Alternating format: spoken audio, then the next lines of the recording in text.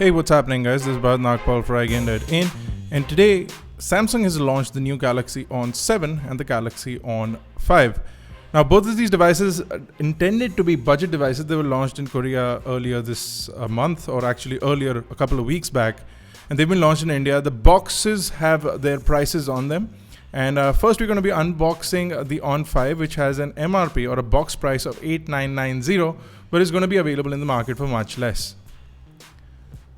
So while I cut through the box, you can see that this one also has a tag of Indian SIM card only. Samsung has started doing this with mostly all their devices, and they've sort of forced people to use Indian SIM cards first on the device, on the On5. So many ons in there, it's not even funny. Anyway, the first thing inside the box is the Samsung Galaxy On5.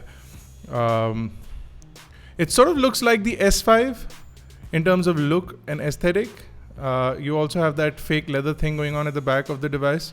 So strange that Samsung decided to choose that design. However, you also get a bunch of documentation, quick start guide, warranty card, and some weird paper with just a URL, with just a QR code. So strange.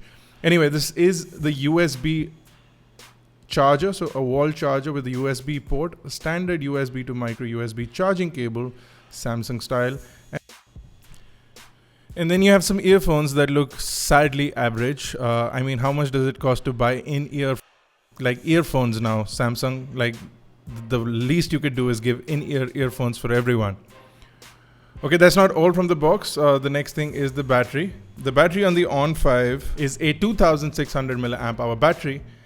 So that is included, of course, inside the box. So that's everything from the box of the On5. Now I'm going to take a look at the device itself. Now, like I said, in terms of look and feel, the device looks almost like the Galaxy S5 from last year in terms of design. And you also have this fake pleather sort of thing happening at the back, fake leather thing with that sort of texture.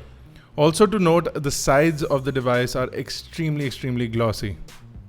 So let's remove the plastic on this. And if I do a quick one over with the device, over at the front, you have a 5 megapixel camera with an f2.2 lens and a couple of sensors and the earpiece on the top. Below that, you have a 5-inch TFT display. Now, it's an HD TFT display, which means that it's a 720p resolution. Below that, you have the standard set of Samsung buttons, the menu button or a multitasking button in this case, the main home button and the back button. On the bottom of the device is the microphone, the micro USB charging and data sync port, and the 3.5mm headphone jack. Over to the right is the power button and nothing on the top of the device. On the left is the volume rocker. Over at the back of the device, you'll see an 8 megapixel f2.2 camera, and of course you have LED flash and a speakerphone which you see at the back with the Samsung logo. If you take out the back panel, you'll see your dual SIM card slots along with a micro SD card which takes up to 128 gigabyte micro SD cards. Now, if you talk about the specifications of the device, you're running a Exynos 3475 quad-core chipset, which runs on 1.3 gigahertz. You also get 1.5 gigabyte of RAM and 8 gigabyte of inbuilt storage.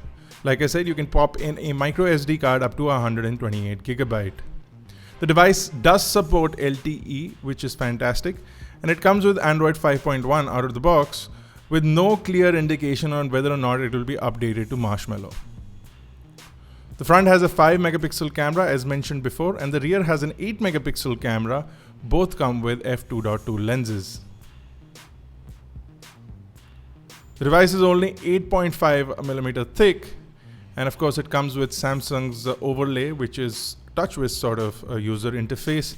Well, the performance of the chipset will be seen. The device seems fast and responsive and runs through the applications fairly easily. Load times are quite low and you can switch between applications quite easily.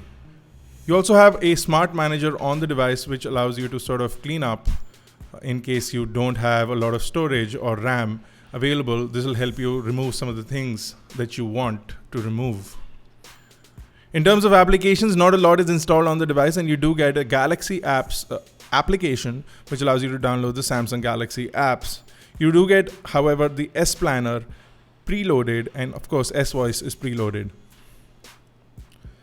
The device looks and feels a lot premium in the hand, and if you go into the camera, you have the standard Samsung camera as well, and you can jump between auto mode, pro mode, and a bunch of other modes for your shooting needs. Of course, you don't get all the features in the pro mode, but you can change around your ISO and white balance along with some exposure settings.